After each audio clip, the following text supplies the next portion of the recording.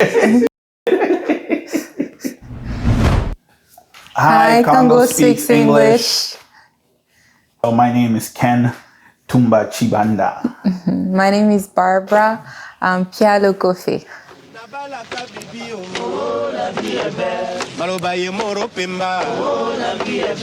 So I had lived here, Toronto, Brampton specifically, for about 20 years before going to Congo, Kinshasa.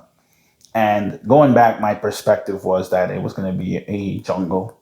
Not in the sense that, trees and stuff, but I didn't think that there'd be any form of structure, organization.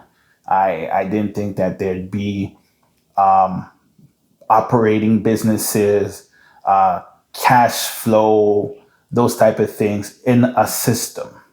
So for me, that was really my perspective. I was ready for the worst. Mentally, I had to prepare myself to for anything. I had to prepare myself for the unthinkable. I had to prepare myself to possibly sleep outside, eat what you got to eat, and, get ready to be robbed or anything really. My thinking there was tell yourself that you're completely stepping outside of Canada and you have no idea what to expect. Okay, and I've lived here for about 18 years in Ontario, Hamilton, Ontario. And my thought of Congo, me going back to Congo was I didn't have something really in mind.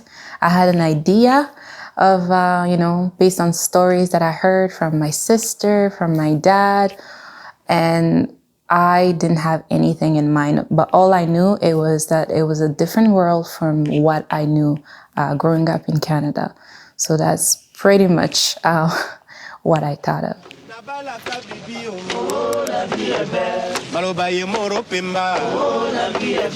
So once arriving in Congo in Kinshasa, for me it was a delight.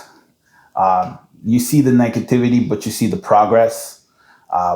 Landing at the airport, seeing a system a structure in place, a system that to a certain extent works. Seeing that there is English there was like a pleasant surprise to me. Seeing the growth of, my Congolese brothers and sisters and different aspects and hustling and doing what's necessary and striving to be better. To me, arriving there, I was overjoyed. I was happy to be home, and I was happy to see that my home could look like what you guys' home looked like. So to me, it was a pleasant delight. And so for me, when I arrived, the first thing was when I landed. It was different, but I felt home. And by even hearing other people speaking Lingala, which is common in Kinshasa, I really felt home. And when I was, speaking to the agents at the borders, and as soon as they heard my name, they say, "Hey, Lokofe, and are you familiar with this singer? His name is Thomas Lokofe as well." I'm like, "Yeah, that's like a cousin. We're from the same village, but he's a cousin of mine." And just hearing them and saying that, "Oh, I love the singer," and then, "Oh, do you speak Kimongo, or do you speak, the different kind of Lingala?" I was really feeling home when I got there. But then when I came out and seeing the reality of life, what people go through, and just like going through it every day when I was there, it's something that was real and painful to see as well.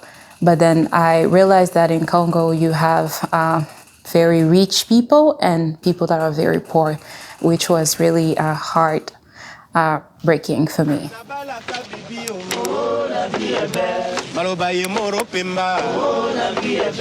So for me, I remember my first time being in the commune of Lemba.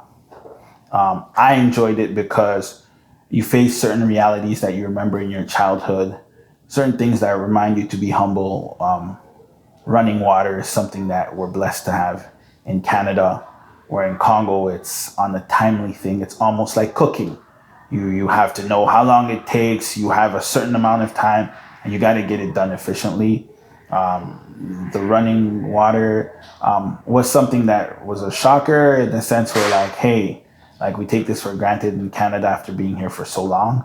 But on the positive side, seeing the community involvement, you walk down the street, you see people watching soccer, you see people having fun times, sharing laughters, stories, barbers. There's just a liveliness in the streets that to me was pleasant to see, because in general, it's considered a third world country, but they have first world joy over there. And to me, the ability to come out of your situation to be able to laugh and share those laughters with people was a joy for me. And for me, was the first thing was food. The food was really good. I enjoyed every part of it, and it brought back so many good memories for food. And the part that I didn't enjoy the most was when I was stuck in traffic, because people were driving everywhere but nowhere, and we were stuck for hours while on the road.